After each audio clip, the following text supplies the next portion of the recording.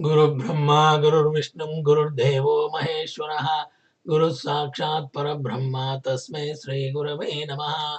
Om Ganana Antva Ganapatigam Mavamahe Kavim Kavinam Upavashravastramam Jeshtarajam Brahmanan Brahmanaspada Anushtrannotibis Sadanam Om Mahaganadipataye Namaha.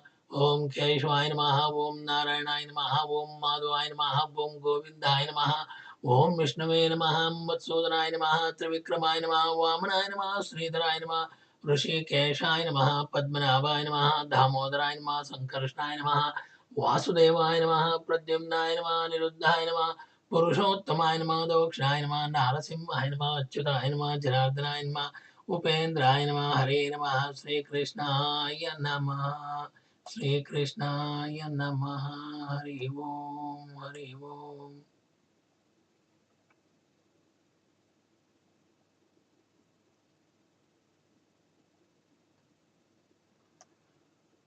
Om Shambhave Namaha, Vishveshwaraya Mahadevaya, Trayambakaya, Tripurantakaya, Trikagni Kalaya, Kalagni Rudraya, Nilakantaya, Mrityunjayaya, Sarveshwaraya, Sadashivaya, Sriman Mahadevaya Namaha. Hari Om, Hari Om.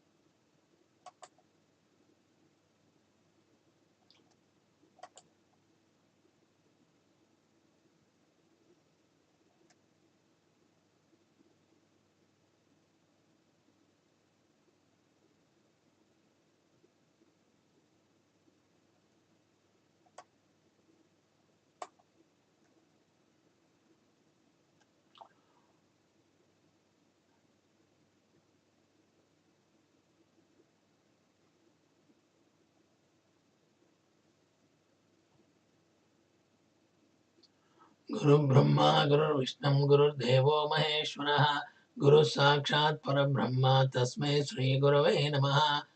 Om Ganana Antva Ganapatigam Mavamahe, Kavim Kavinam Upavashravastramam, Jeshtarajam Brahmanan Brahmanaspata Anushvrannoti Bisrida Sadanam.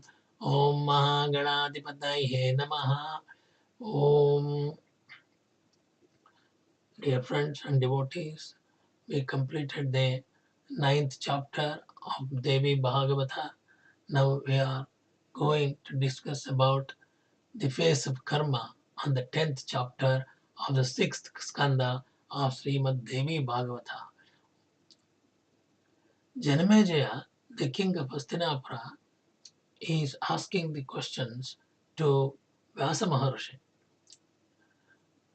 You have described in detail the wonderful character of Indra, his displacement from his heavens, and his suffering from hardships and Brahmahatya dosha, etc. You have described very widely the greatness of the highest goddess Bhagavati, Ambika, goddess of the world. But one doubt has arisen in my mind that Indra was very powerful, and when he got the lordship over the Devas, which means, in other words, that no trouble would pain him, how was it that he had to feel pain and agony? He got the lordship of the Devas and his highest position by performing 100 Ashwamedha Yaga. How was it then that he was again displaced from the position? O ocean of mercy, kindly explain to me the causes of all these. You know everything. You are the best of the Munis and the maker of the Puranas. I am your devoted disciple. Therefore, nothing there can be that cannot be mentioned to me. So, O highly fortunate one, kindly remove my doubts. Suta Maharishi is telling the same answer to the questions thus asked by Janamejaya. Vyasa Maharishi, the son of Satyavati, gladly spoke to in due order the following words. So Vyasa Maharishi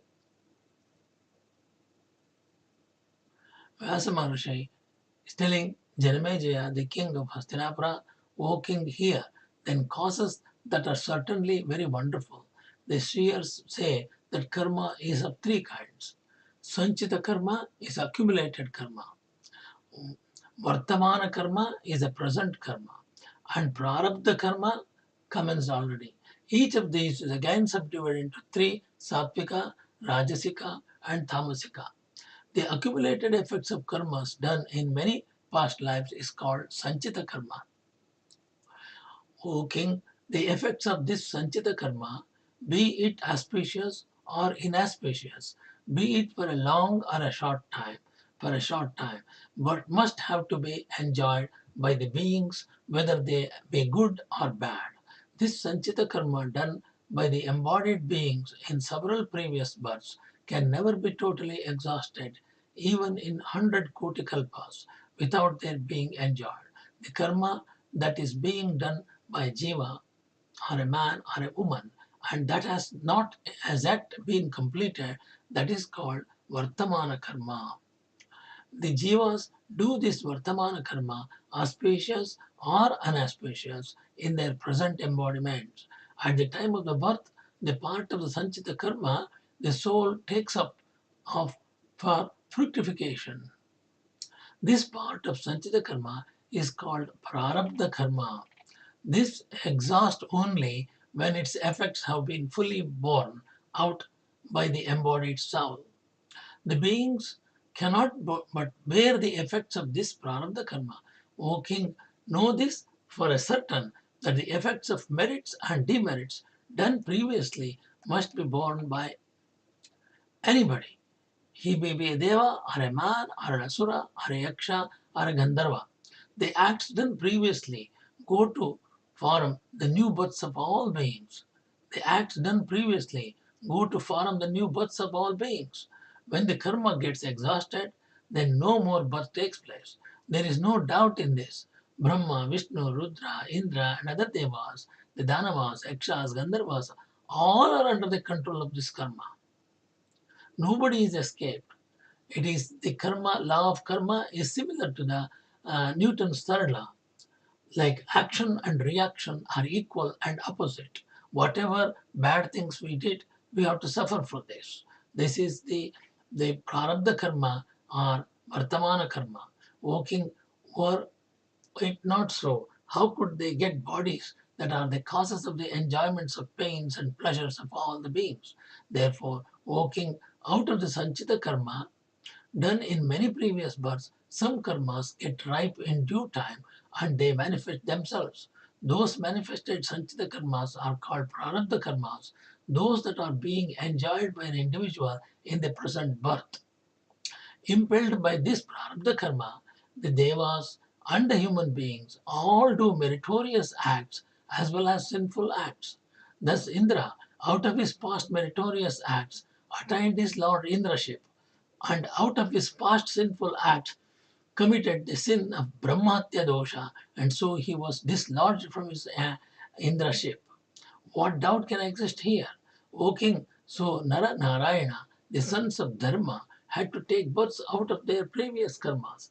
Again, Arjuna and Krishna were born out of their karmic effects as a part of incarnations of this Naranarayana. The Munis describe this karma as the basis of Puranas.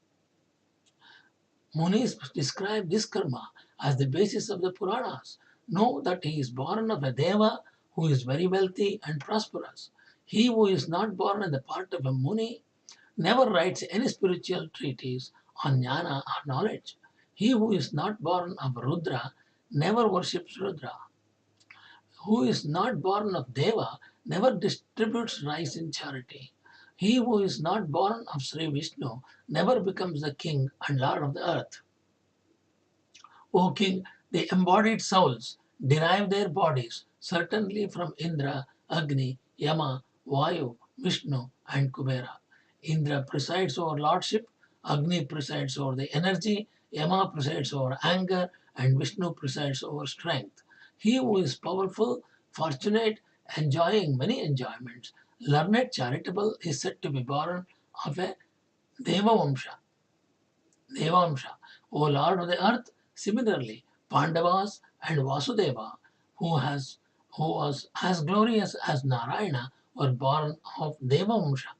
O king, know this as quite certain that the bodies of jivas are the receptacles of pains and pleasures.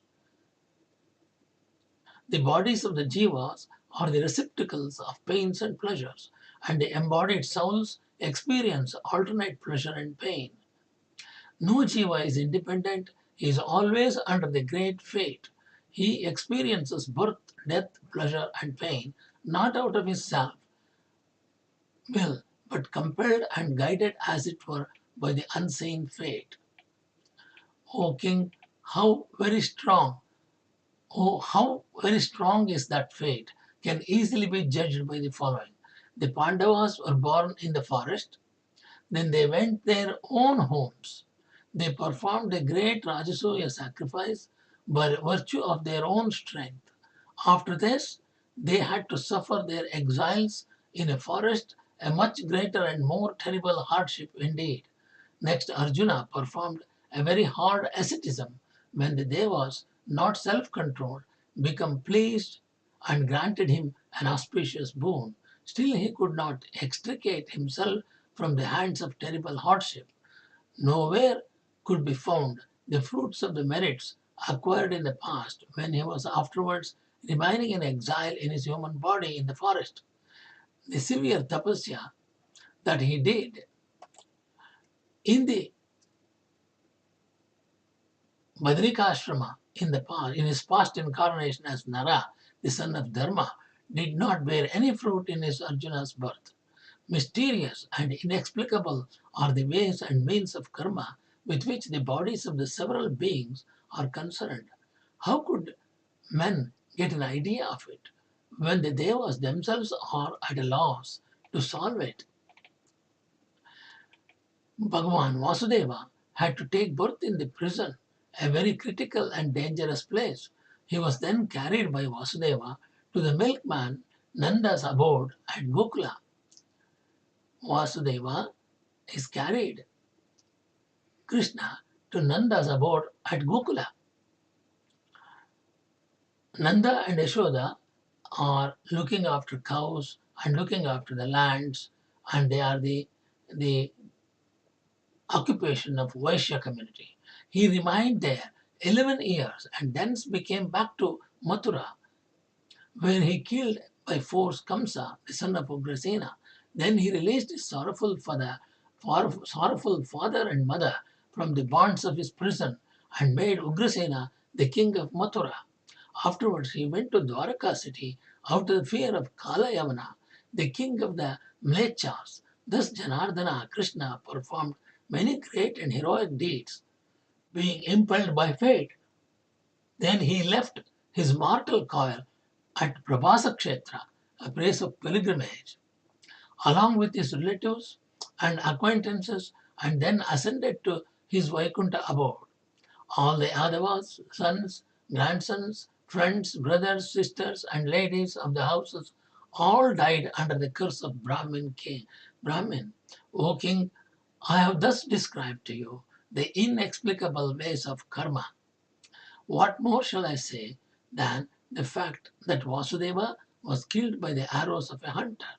Here ends the 10th chapter of the 6th book on the face of karma in the Mahapuranam of Sri Mad Devi Bhagavatham of 18,000 verses by Maharshi Veda Vyasa Maharishi. Now we came to chapter 11 on the ascertainment of Dharma. Janamejaya said, O king of Brahmanas, you said the Rama and Krishna took their incarnation to relieve the burden of earth. One great doubt arises in my mind on this point. At the end of the Dwapara Yuga, the earth burdened and oppressed very much assumed in anguish the form of a cow and took refuge under Brahma. Brahma then went with the earth to Vishnu, the lord of Lakshmi, and thus prayed, O Bhuvneshwari, let you with all the other gods incarnate soon on earth at the house of Vasudeva to relieve the earth of her lord, as well as to protect the righteousness.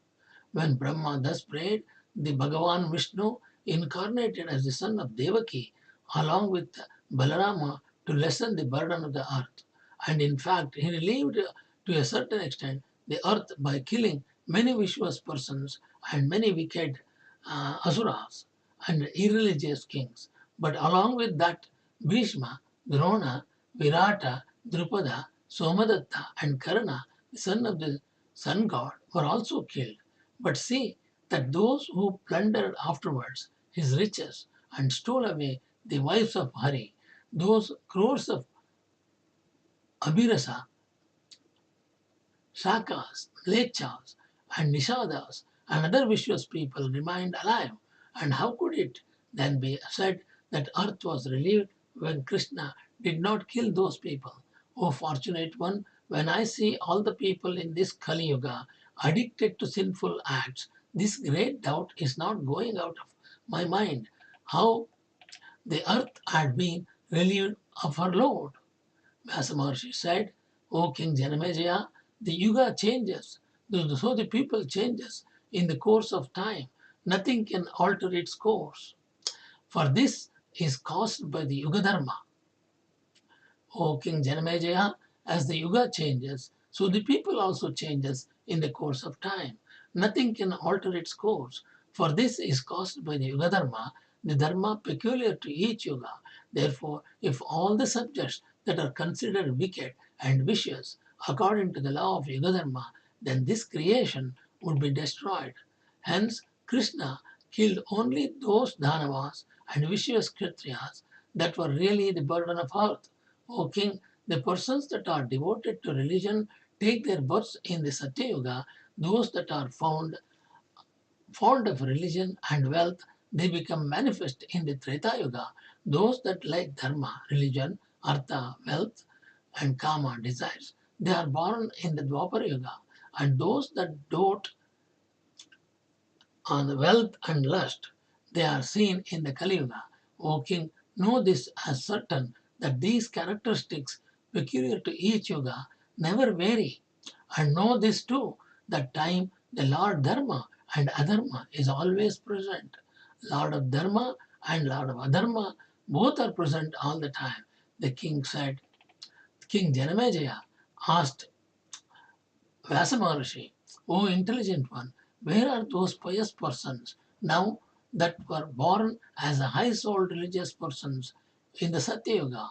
Where are those munis now and who were devoted to charity in the Treta or Dwapara Yuga? Again, where will go these shameless and merciless persons that are being seen now in this Kali Yuga? These vicious creatures that revile their own gurus. O highly intelligent one, I am very eager to know how these religious matters are brought to a decision and settlement. Kindly describe to me in detail all these secret truths. Vyasa Maharishi said, O King Janamejaya, persons born in Satya Yuga that perform acts of merit go to the Devaloka. O king, the Brahmins, Kshatriyas, Vaishyas, and Shudras, if they remain in their own spheres, and if they be devoted to religious acts, go to their respective spheres, earned by their meritorious deeds, by virtue of truth, mercy, charity, going to one's own wives, not injuring animals, and having no jealousy, and showing mercy equally towards all, by practicing these universal forms of religion, even the lowest caste, example washermen and others, all go to the paradise. So in the Treta and Dwapara Yuga, men go to heaven by virtue of their merits earned in practicing their own dharma. But in this Kali Yuga, persons addicted to vicious acts go to terrible hells and remain where till the end of the Kali Yuga, when they will be again born in this earth. O king, when the Satya Yuga begins and the Kali Yuga ends, at this junction of time, the virtuous high-souled persons descend from heaven and are born on this earth. And when Kali begins and Dwapara ends, the vicious souls come on the earth again from their hells.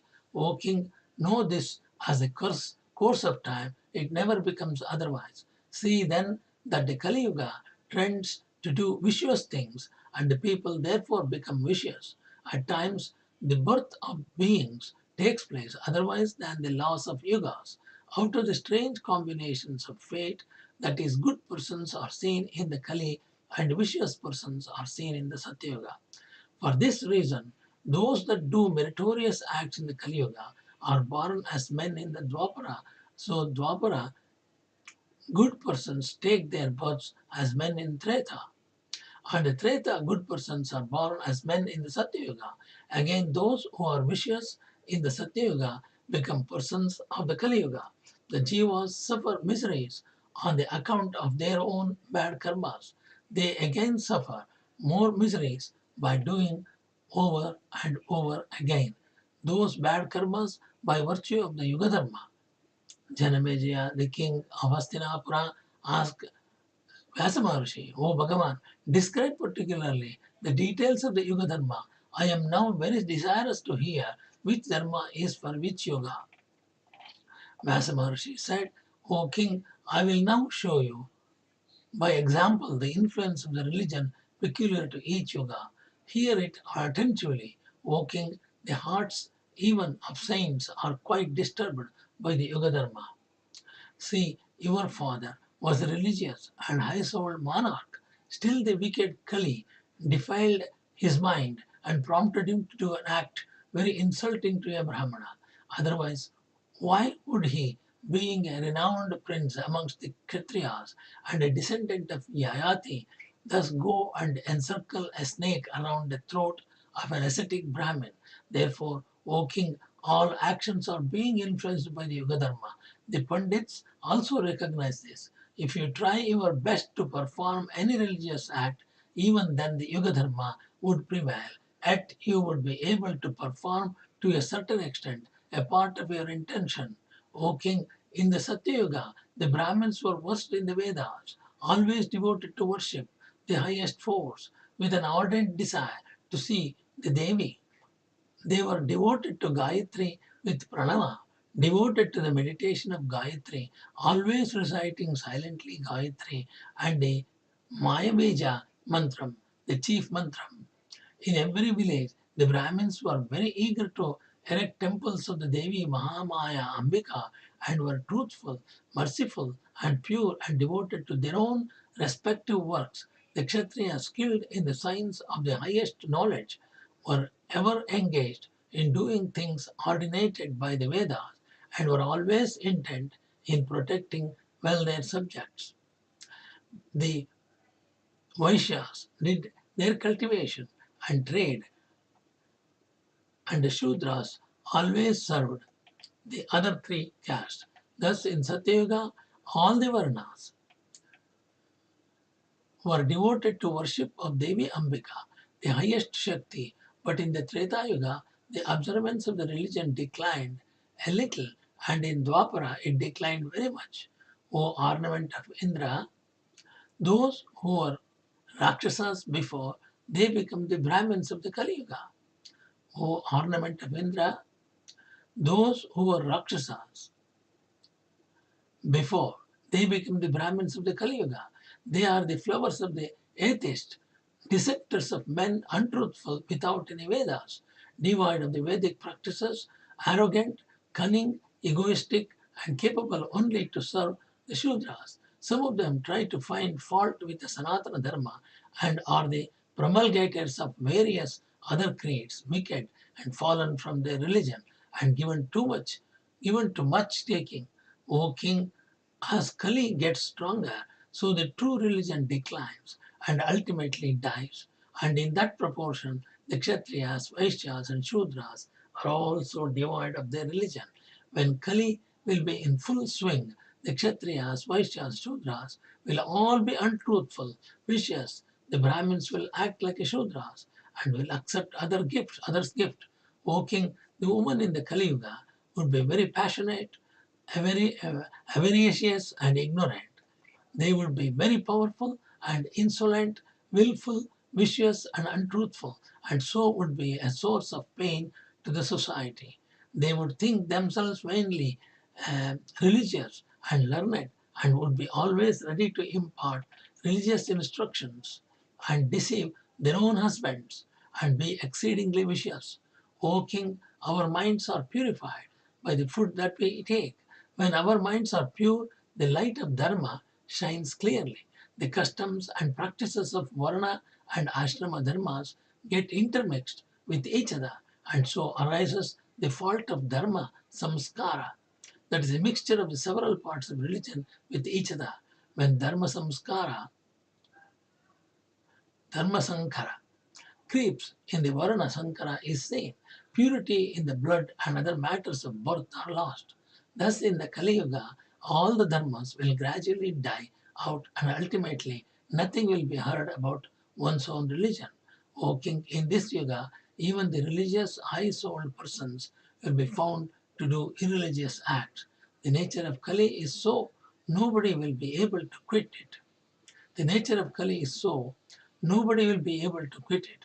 O king, thus in this age, men naturally commit vicious things with ordinary means, therefore no one becomes able to extricate from the worst vicious habits. Janamejaya said, O Bhagavan, you know all and you are versed in all these shastras. What will be the fate of so many persons in this Kali Yuga? If there be any path, kindly describe to me. Vyasa Maharishi said to Janamejaya king, there is only one path and none other than which can save a man from the sin of this Kali, and that is this. The Jivas must meditate on the lotus feet of the highest Devi for the purification of all their faults and sins. O king, there is so much strength in her sin destroying name that the amount of sin in this world falls much less in proportion to that. Where then is the cause of fear? Her name, uttered at random, even in an unconscious state, bestows so much unspeakable results that even Hari, Hara, and others have not the capacity to know that. O king, the mere remembrance of the name of Sri Devi is an atonement for a multitude of sins. Then it behaves that every man afraid of the Kali Yuga, residing in a place of pilgrimage, ought to remember incessantly the name of the highest deity, Bhagavati. Even if anybody cuts, pierces, and kills all the beings in this whole world, he won't be touched with the sins. If he bows down with devotion before Devi Bhagavati, O king, I have narrated to you all the secret truths of all the Shastras. Consider all these fully and always worship the lotus feet of Bhagavati Devi. All men are reciting silently the japam called the Ajapa Gayatri. Still, they do not know the glory of it. Such is the powerful influence of Maya. All the Brahmanas are reciting the depth of their hearts the Gayatri Mantra. Yet they do not know the glory of the Gayatri Mantra. Otherwise, they would have been liberated. Such is the great influence of Maya. O King Janamejaya, I have described to you all that you asked me about the Yuga Dharma. What more do you want to hear? Here ends the 11th chapter of the 6th book on the ascertainment of Dharma in the Mahapuranam of Sri Mad Devi Bhagavatham of 18,000 shlokas by Maharshi Veda Vyasa. Now we reached chapter 12 on the cause of the war between Adi and Baka. The king said, O best of Munis, tell me the names of the holy places of pilgrimage on the surface of this earth, the holy kshetras and the holy rivers. What are the fruits acquired in bathing there and in making charitable gifts as well? Also, what are the rules of the journeys and acts that are to be conducted? So, in this 12th chapter, Janamejaya, the king of Hastinapura, is asking Vyasa Maharishi the, the holy kshetras in the earth. Vyasa Maharishi said, here, I am described to you various tirthas and places of pilgrimage, as well as those that are highly extolled as the best places favorite to the Devi. Amongst the rivers, the following are reckoned as chief and holy: Ganga, Yamuna, Saraswati, Narmada, Gandaki, Sindhu, Gomati, Tamasa, Kaveri, Chandrabhaga, Vetravati, Charmavati, Saroja, Tapi, and Sabramati. Besides these, there are hundreds of rivers on the surface of this earth. Of them, those that fall into the ocean, they are holier, and those that have not reached the ocean are less holy. Of those rivers that fall into the ocean, those that always flow with a great current, they are comparatively holier. But in the 2 months, Shravana of Bhadra, 15th of July to 15th of September of every year, all the rivers are considered as if they are during.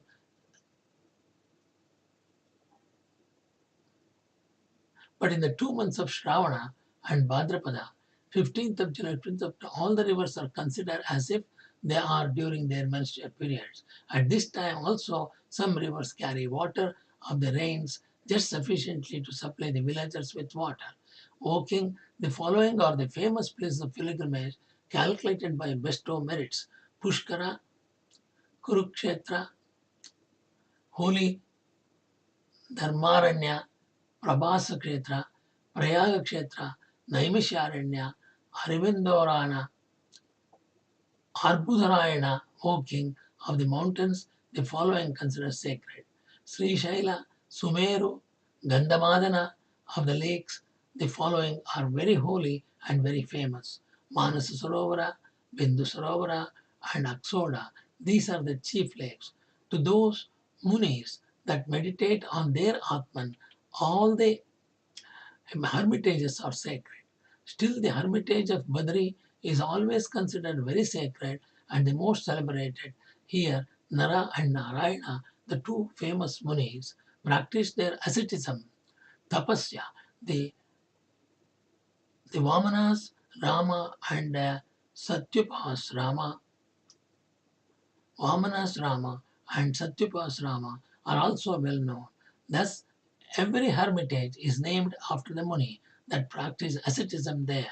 Thus, innumerable holy places on the surface of the earth are mentioned by the Munis as tending to sanctify the hearts of the persons. At all these holy places, Devi is worshipped in special sites consecrated to her. All the sins are destroyed by their mere sight. The devotees of the Devi stay there with rules obeyed. I will mention afterwards some of these places in the course of my narrations. O best of kings, going to these holy places, charity, O sacrifices, asceticism, and good acts all depend on one another. The holy places of pilgrimage, asceticism, and observance of vows depend on the purity of the articles. Dravya Shuddhi, on the purity and one pointedness of actions, Kriya Shuddhi, and on the purity of the mind and heart, Chitta Shuddhi. So, the important thing in our life is purity.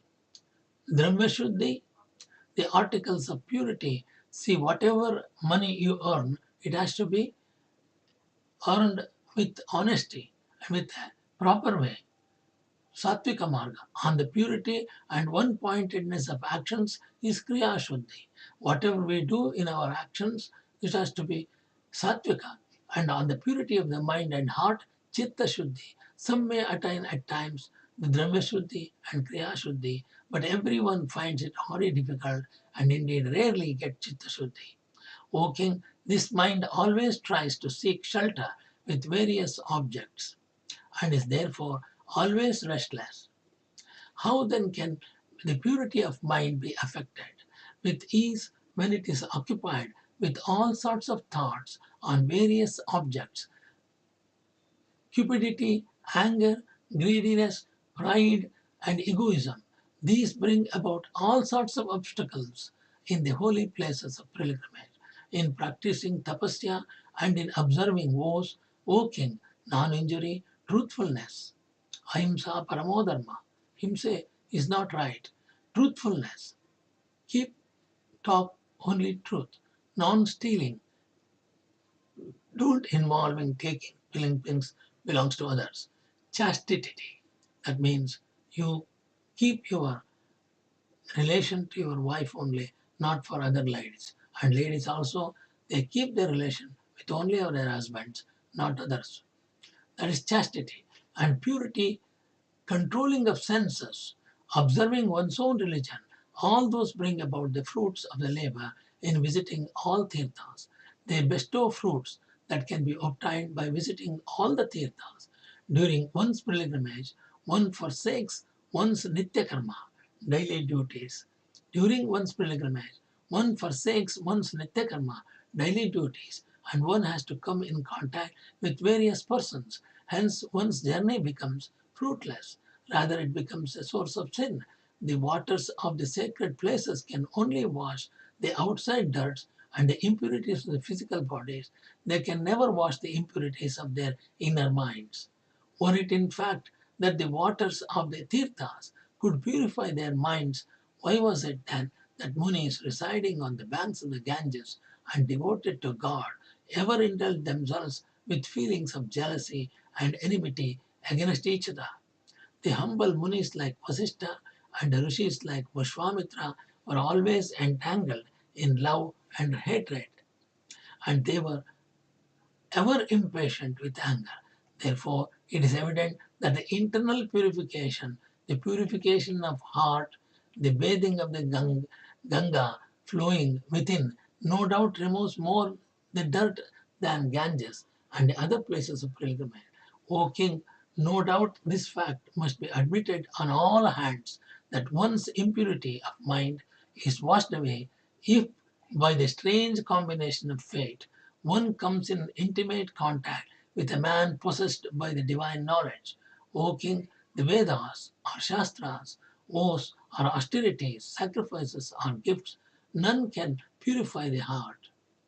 O King, the Vedas or Shastras, oaths or austerities, sacrifices or gifts, none can purify the heart. See, Vasista, the son of Brahma, though versed in the Vedas and residing on the banks of the Ganges, Ganga river, was under the control of love, hatred, and other infirmities.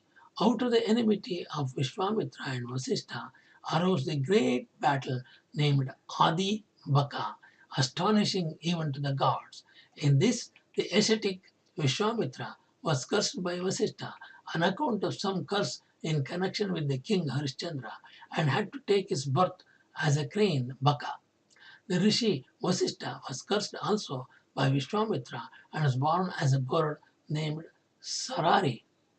Thus, the two powerful rishis were born as Adi Baka, lived on the banks of the Manasarovara, and they fought for full 10,000 years. Ajuta, terribly out of anger, with their nails and brakes like two maddened lions. The king asked.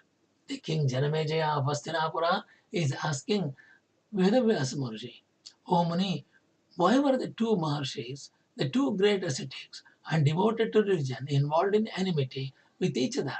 Both of them are intelligent. How was it that they, knowing the act of cursing to be a source of pain to men, cursed each other so painfully?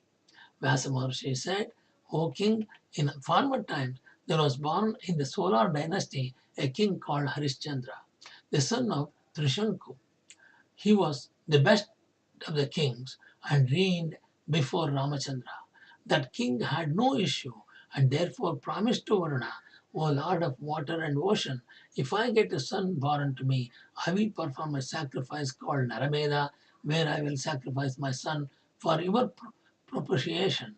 Varuna was very pleased with the king when he made such a vow, and the exquisitely beautiful queen held the fetus in the womb. Seeing his wife in the family way, the king was very pleased and performed all the purificatory ceremonies pertaining to the fetus in the womb. O king, when the queen was delivered of a son, endowed with all auspicious signs, the king Harishchandra was very glad and performed duly all the Jataka karma, natal ceremonies, and distributed as charity big sums of gold and many cows, giving good quantities of milk. When the festivities on the birth of the child were celebrated in the palace on the grand scale, Varuna, the lord of waters, assuming the form of Brahmin, came up there. The king too honored him duly with seat and worshipped him regularly and asked him about this purpose. When Varuna spoke to him, O king, I am Varuna, the lord of waters. You promised before that you would perform Narameda sacrifice where you would sacrifice your son. Now do those things and keep your words true. The king became very much confused and was very much pained at heart. He then checked his mental feelings of pain and spoke to Deva Varuna with folded hands. O Lord, I will do the sacrifice duly and fulfill the promise that I made before you and keep my word. But, O best of Devas, my legal wife will be pure from her Sutaka, Shaucha, after 1 month, when I will perform the Narameda sacrifice.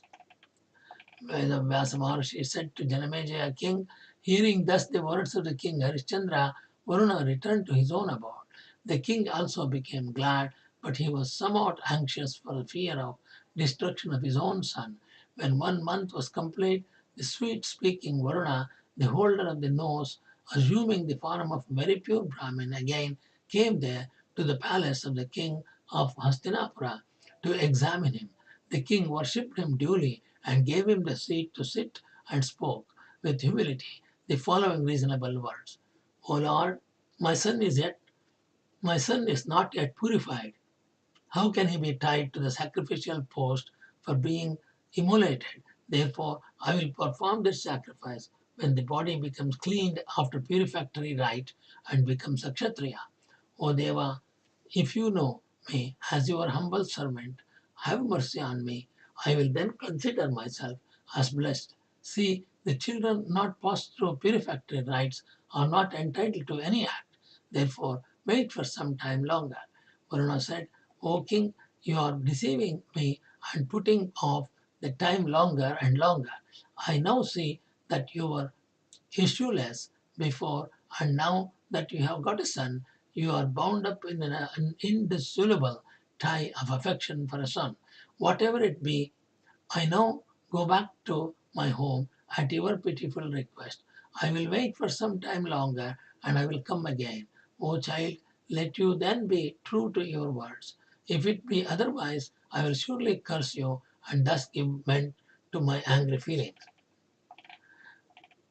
The king Janamejaya said, O Lord of the waters, after the completion of the Samvartana ceremony, pupils return home after finishing the holy study.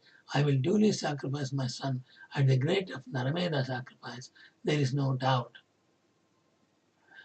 Vyasa Maharishi said, Varuna was very pleased at the king's words and quickly went back saying, let it be so. The king also became comforted. On the one hand, the king Harishchandra's son became widely known by the name of Rohita, and as he got older, he became gradually versed in all the sciences and became very clever and intelligent. That boy then came to know by degrees the cause of the sacrifice in full detail, and knowing that his death is quite certain, became very afraid and quickly fled away from the king and went and stayed in caves of mountains with a fearful heart. Then, when the proper time came, Varuna came up there to the royal palace, desirous to have the sacrifice, and spoke to the king, thus, O king, now the prescribed time has come, therefore perform the sacrifice that you have resolved to celebrate. The king was very much pained to hear this and spoke with a very sad appearance. O best of Devas, what can I do now? My son has fled away out of the fear of his life. I do not know his whereabouts. Varuna became very angry at these words and cursed him thus, O liar, you are the hypocrite Pandit. Therefore, you deceived me frequently. Let therefore the disease dropsy come and attack your body. Varuna, the holder of the nose, cursing thus, went back to his own abode.